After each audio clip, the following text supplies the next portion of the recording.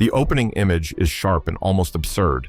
In late 1941, before Pearl Harbor erupted into fire, Japanese officers stationed in occupied Shanghai gathered in a mess hall and mocked photographs of American troops carrying the Thompson submachine gun. The weapon, with its rounded drum and stocky body, was instantly recognizable to them. It looked nothing like a soldier's rifle, but rather a relic from the crime sheets of Chicago. One lieutenant, his voice dripping with contempt, muttered that the Empire of Japan bore the Arisaka rifle and the blade of the katana, symbols of centuries of discipline and honor. The Americans. He laughed, carried toys meant for street thugs and criminals. His remark drew chuckles around the table. Gangster guns.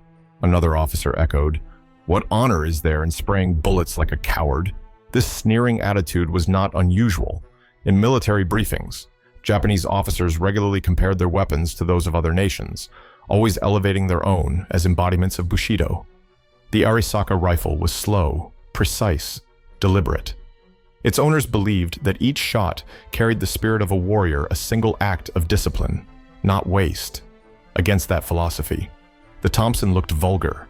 Its heavy drum, capable of holding 50 rounds, seemed to them a crude contraption meant for noise and intimidation rather than precision. But while they laughed, across the Pacific, the numbers told another story. The United States had already produced more than 100,000 Thompson guns by the end of 1941, with factories in Bridgeport, Connecticut running day and night. By 1942, that number would climb past 600,000. The weapon's reputation, once linked to Prohibition-era gangsters, was being transformed into an industrial symbol of American might. It was not just a firearm, it was mass production embodied in steel and walnut. Born in assembly lines where women riveters worked beside conveyor belts, coffee mugs resting on the edges of oil-stained tables. Still, to the Japanese officers, this was unseen. What they knew were stories, exaggerated whispers about clumsy American soldiers lugging around oversized guns. At dinners, they repeated gossip that the Thompson jammed often, that it was too heavy to carry in jungle heat, that no soldier trained in discipline could possibly find it useful. The ridicule became a kind of ritual, reinforcing their belief that the Empire's weapons were superior not only in form, but in spirit. This overconfidence gave their laughter a sharp edge of arrogance. They could not yet imagine the contradiction that history was preparing for them, that the very sound they mocked as vulgar noise would soon echo through the streets of Manila, scattering troops, civilians, and memory alike. If you value stories like this, don't forget to like and subscribe. It helps preserve forgotten chapters of history. And tell me in the comments, where are you watching from right now? And what time is it there? Arrogance took root in the steel of the Arisaka. To Japanese officers, this rifle was not just a weapon, but a creed. Its long barrel, firing with deliberate precision, was meant to reflect the essence of discipline: one shot, one act of will. They saw in it the warrior's path, the stoic patience of samurai tradition distilled into gunpowder and wood. In their minds, no army could match this spirit. Why waste 50 rounds? One officer murmured in a diary. When one is enough if wielded with honor. The Arisaka rifle had served Japan since 1905, and by 1941, more than 3.4 million had been produced. Every soldier was drilled to care for it, like a blade oiling the stock, memorizing the weight of its bolt, firing with slow rhythm on the training grounds. The ritual was almost sacred. Soldiers were taught to believe that Americans lacked this discipline. They will panic. They will waste, said Captain Hiroshi Takeda to his cadets in Yokohama before the war. Their bullets scatter like their thoughts, but we strike like the point of a spear. The gossip in barracks reinforced this pride. Over steaming bowls of rice, officers mocked news reports of American troops firing off ammunition in exercises, describing the Thompson as an undisciplined flood. Some claimed they had heard stories of soldiers emptying magazines just to clear weeds, laughing at the sheer wastefulness. Others boasted that Japanese marksmen could conserve ammunition for weeks in the jungle, surviving with only a handful of rounds. To them, this contrast proved the moral superiority of their army. Yet behind this pride was a dangerous blindness. While the Empire clung to tradition, the United States was becoming a machine of modern war. In 1942 alone, Springfield Armory and Auto Ordnance delivered tens of thousands of Thompsons, loading them not only onto ships bound for the Pacific, but also into crates destined for the Allies in Europe and China. Where the Arisaka embodied scarcity and discipline, the Thompson embodied abundance and relentless supply. This clash of philosophies, precision versus volume, heritage versus industry, was not just about weapons, it was about worldview. One saw the battlefield as a stage for ritual and measured strikes. The other saw it as a storm, fought with speed, steel, and the power of assembly lines. But the officers who drank sake and laughed over the gangster's toy had yet to stand within earshot of it. They had not yet heard how the Thompson's chatter could tear the air itself, nor seen how it could drain the courage of men faster than bayonets or shells. Their certainty remained intact, reinforced by pride and echoing rooms of agreement. It was a calm before a sound they could not yet imagine. The first time the Thompson spoke, it shattered illusions. The officers who had ridiculed it as a crude gangster's toy suddenly felt the air tremble under its rhythm, unlike the single, measured crack of an Arisaka. The Thompson roared in a relentless cascade, tat-tat-tat-tat, a sound that seemed to slice through the fabric of the street itself. It was not just noise. It was a storm compressed into steel and wood. At the Battle of Guadalcanal in late 1942, scattered Japanese patrols first tasted the weapon's fury. Sergeant Ichiro Saito, writing in his field notebook, confessed it was not a rifle, it was a drum. The air filled with tearing beats. And I thought, surely it must pause, but it did not. He described how one burst of fire pinned his unit behind jungle trees, the rhythm hammering against their chests even before the bullet struck. The Thompson's fire rate, 600 to 725 rounds per minute, was like nothing Japanese soldiers had trained to endure. The Arisaka's bolt action required a breath, a pull, a reset, against the Thompson. Seconds stretched into an eternity of continuous percussion. The soldiers who had boasted of conserving ammunition found themselves silenced, their discipline mocked by the very weapon they had laughed at. Civilians, too, were caught in its wake, in Manila. February 1945, the weapon echoed down ruined boulevards as American patrols advanced block by block. Survivors remembered the sound reverberating through empty apartments, slamming off concrete walls. A Filipino eyewitness later told researchers, "It was like someone ripping cloth again and again, never stopping." The Japanese soldiers froze, and then they fled. The gossip among prisoners after these battles was laced with shock. Some officers whispered that the Thompson never jammed. Others swore they had heard entire squads destroyed in seconds. In reality, the gun did jam under dirt and heat, but its psychological effect had already taken root. For men trained to value silence and precision, the Thompson was a nightmare loud, excessive, overwhelming. The moment stretched like a revelation. Japanese officers who had once joked about America's lack of honor now sat in disbelief as bursts of lead erased their defenses. The sound seemed endless, almost unnatural, as though the weapon mocked the rhythm of human breathing. And in that realization lay the first crack in their confidence. The laughter that had once filled their mess halls was replaced by silence, broken only by the relentless beat of the gun they had called a toy. The streets of Manila in February 1945 became a stage of echoes and absences. When the Thompson opened up, entire avenues seemed to recoil. Soldiers were not the only ones who vanished. Civilians too scattered, fleeing down alleys, ducking behind broken walls, slamming shutters closed with trembling hands. The city itself seemed to empty at the weapon's voice. Survivors remembered the sound long after the battle.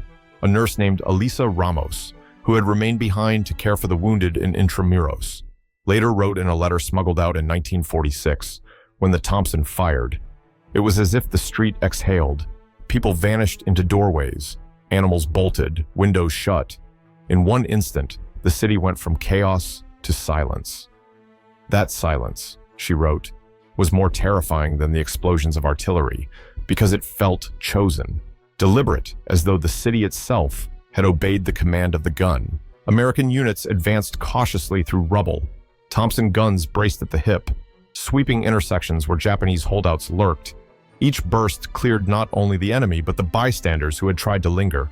Shopkeepers dropped what little they had left. Children pulled their mothers into basements. Even stray dogs slunk into the shadows. A Filipino eyewitness told U.S. investigators months later, "We heard one Thompson, then the street was empty. Not even a cry. Just the wind and the gun."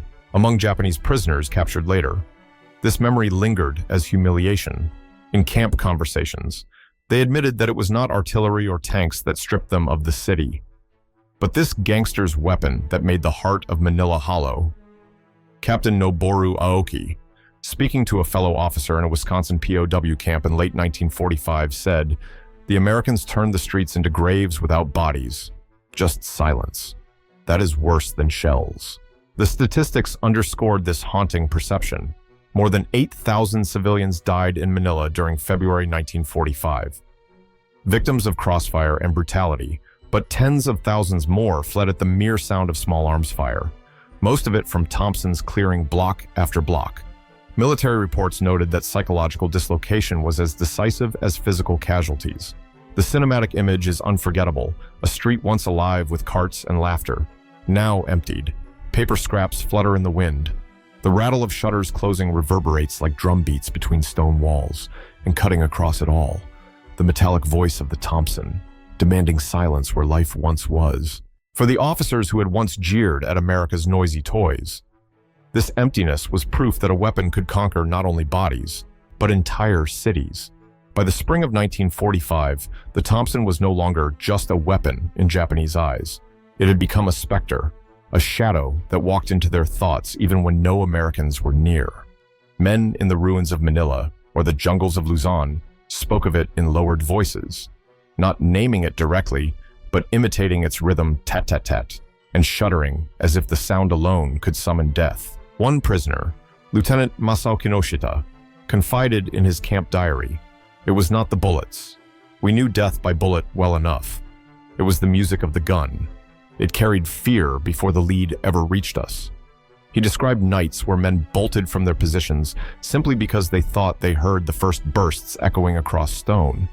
Another POW said the Thompson was like a ghost that never ran out of breath. The psychological power of sound had long been studied in war drums on ancient battlefields, trumpets announcing charges, but the Thompson twisted that history. Instead of inspiring courage in one's own troops, it strangled the resolve of enemies. Whole squads abandoned trenches at its voice, convinced that resistance was already futile. In Manila, some Filipinos recalled hiding in cellars while American patrols swept past, their Thompsons firing sporadically.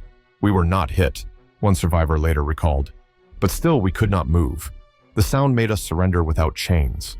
American reports confirmed the effect.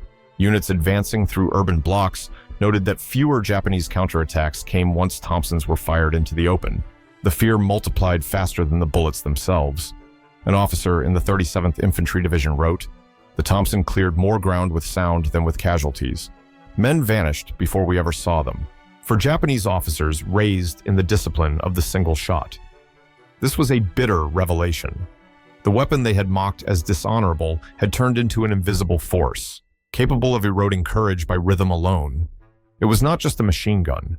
It was a psychological assault that gnawed at their will to fight. The gossip inside POW camps reflected this humiliation. One officer scoffed to another, "We carried swords to show strength, but they carried a noise that made men vanish."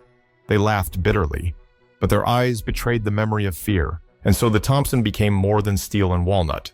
It became a symbol of collapse, a weapon that killed twice once with its bullets, and once with the dread it left behind. What about you?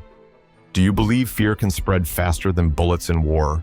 Share your thoughts in the comments below. Your perspective will add to this forgotten conversation of history. Behind the barbed wire of American prisoner of war camps in 1945 and 1946, the Thompson lived on as rumor, as gossip, as the ghost no one could silence. Japanese officers stripped of their rank sat in wooden barracks, their voices lowered in evening conversations. They no longer laughed about Chicago gangsters. Instead, they whispered about the gun that had emptied entire avenues, how squads dissolved before its chatter, how even veterans, hardened by years in China, had trembled at its rhythm. In Camp McCoy, Wisconsin, Major Hideo Matsunaga admitted to a fellow officer, "It was not a rifle, it was a curse. The moment we heard it, we thought of defeat." His words were recorded in an American translator's notebook. later archived, in another camp.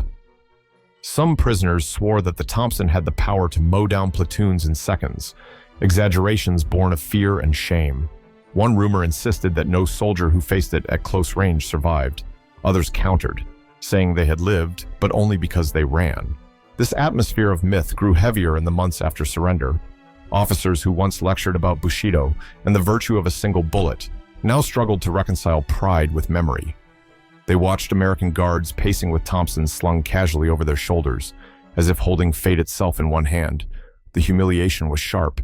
An officer once wrote in secret, "We carried katanas to inspire terror." They carried Thompsons and inspired silence. At the same time, stories filtered back from home through letters. Families in Japan heard of Manila's destruction, of cities lost not only to bombs, but to the psychological thunder of a weapon once dismissed as dishonorable. In these letters, the tone shifted from pride to sorrow, from certainty to doubt.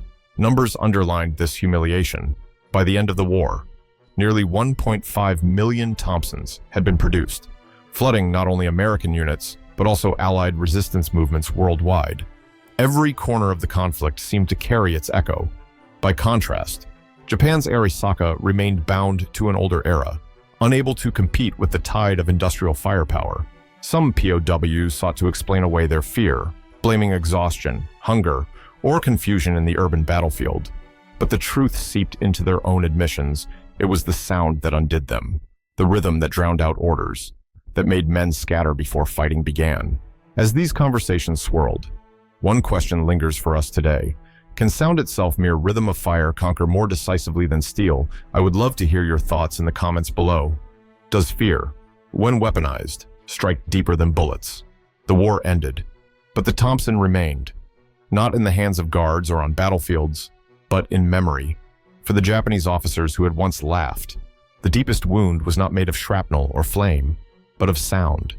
They carried back to Japan not trophies or stories of valor, but the haunting rhythm of a weapon they had once dismissed as a toy. Colonel Kenji Nakamura, in testimony recorded in Tokyo in late 1946, admitted quietly, "What I remember most is not the bombs or the ships. It is the street that emptied when the Thompson fired. I still hear it. Though I am an old man," his words captured what many veterans could not bring themselves to say aloud. The emptiness that followed the gun was more terrifying than the gun itself. Historians noted this silence in the records of Manila. Block after block had been reduced not just by artillery, but by the psychological devastation of close-quarter fire. Where once markets thrived, there were only torn awnings, stray dogs, and drifting scraps of newspaper. One American photographer captured a desolate street the morning after a firefight, chairs overturned in a cafe, a child's doll lying in dust, and nothing moving but paper swirling in the breeze for those who saw it. That image became the embodiment of the Thompson's legacy, a weapon that left not just casualties, but absence. Numbers give the scale, but not the feeling. By 1945, the Thompson had spread across the globe, issued to American infantry, paratroopers, and even British commandos. Nearly every theater echoed with its rhythm. Yet when asked decades later what defined their memory of defeat, Japanese veterans did not name Midway, nor B-29 firebombs, nor tanks rumbling across plains. They remembered the moment streets fell silent, shutters slammed, and the sound of relentless fire refused to end. The irony cut deep. Once dismissed as the crude tool of American gangsters, the Thompson had become a symbol of dominance, humiliation, and the psychological collapse of entire units. Officers who once swore by the honor of the Arisaka rifle found themselves haunted by the noise of a gun they could not outshoot, could not outlast, and could not forget. And so the camera lingers on a symbolic scene, a ruined street in Manila, long after the fighting, the walls scorched, the windows shattered, the market stalls overturned. A single newspaper page lifts in the wind, curling down an alley where no footsteps remain. The sound of the Thompson fades in, distant, ghostly, not as gunfire now, but as memory. A reminder that in war, sometimes what remains is not the blast of victory, but the echo of silence. The story of the Thompson gun in the Pacific is not just the tale of a weapon. It is a reminder of how easily laughter can become silence, and how arrogance can turn into memory. Japanese officers once dismissed it as crude, as dishonorable, as a toy from the streets of Chicago. They spoke with pride of the Arisaka rifle, of one shot fired with the calm of Bushido. Yet war does not honor illusions. War strips them away. When the Thompson entered the streets of Manila, its rhythm was more than fire. It was a sound that drained courage, emptied alleys, closed shutters, and made silence bloom where life once was. It did not need to kill to win. It needed only to remind men of their own mortality, again and again, until their spirit faltered. That is what stayed with the prisoners, long after their surrender. History is measured in numbers: 1.5 million Thompsons produced, hundreds of thousands of Arisakas captured, tens of thousands of civilians displaced or killed in Manila alone. But beneath the statistics lies something harder to count: the psychological toll of sound, the collapse of certainty, the haunting of memory. Colonel Nakamura's confession, whispered years later, says more than figures ever could. He did not remember the bombs. He remembered the empty street. Perhaps that is the true legacy of this gangster's gun. Not the steel it fired, but the silence it left behind. A silence that reminds us how fragile human certainty is, how quickly pride can dissolve, and how even a sound can become a weapon of history. And so, as the camera pulls back from Manila's hollow streets, the echo lingers, not the roar of victory, but the ghost of a gun whose rhythm became memory.